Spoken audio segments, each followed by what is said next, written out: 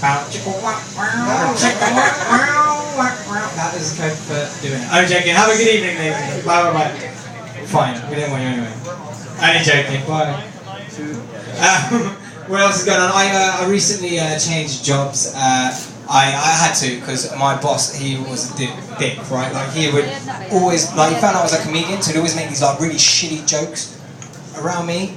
Like, you know, like we went out for drinks one night and I ordered a Bloody Mary with a stick of celery in it, right? So he looked over at me and was like, Mahesh, you better enjoy that because this year, that's the only celery you'll be getting.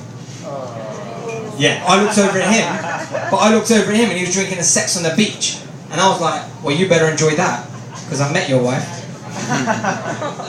That's why I had to change jobs. But like, I actually work in the banking world, which is fucking depressing. And you meet a lot of interesting characters. I like to call them dickheads.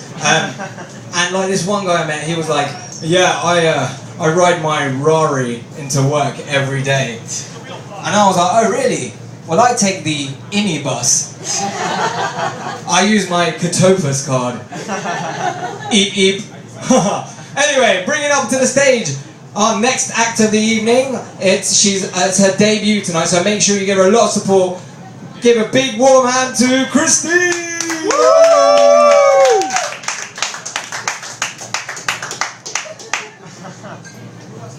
Hey guys, my name is Christine.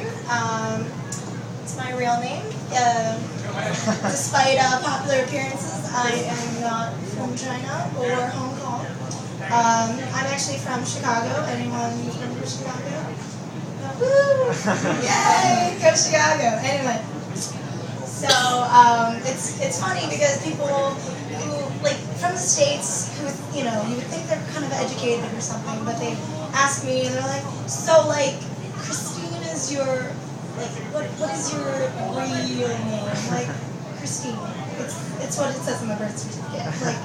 You know, and then they'll like, okay, so like, do you have like a Chinese name? And so I'm like, yes, but I don't want to tell them because they usually most likely butcher it. And because it's Cantonese, which has 9 tones versus 4 tones, my Chinese name is Chokin. They're like, what, Jogin? What? I can't, what? What did you say? It's like, oh, just forget it. Just forget it.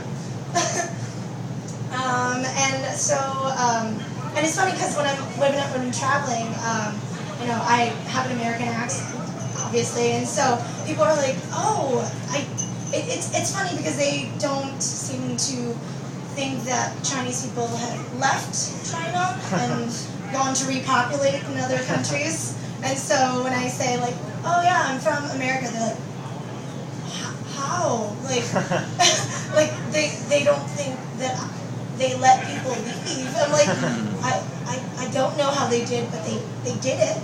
Maybe on a plane or something. Like they did it. I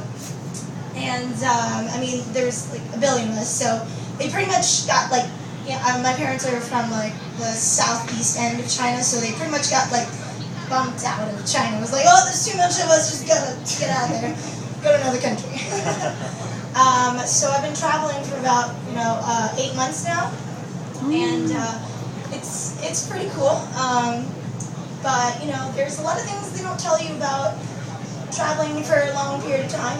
I mean, they always like, wow, wanderlust, and like you're just so free and it's so magical and it's amazing, but they don't tell you that places will smell like shit. Like I was traveling for about 5 months in India. The country smells pretty shitty. And, I mean, you'll go on the trains and open the toilet and it's a hole. And there's just shit everywhere. So, it's pretty shitty.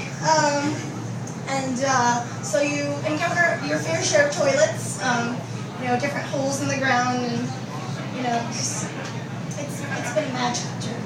It's just a magical journey. And also, things they don't tell you.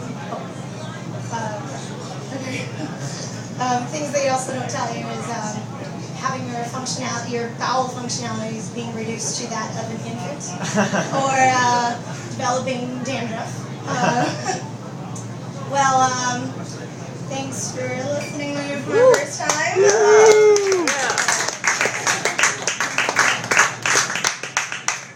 Give it up for Christy! I was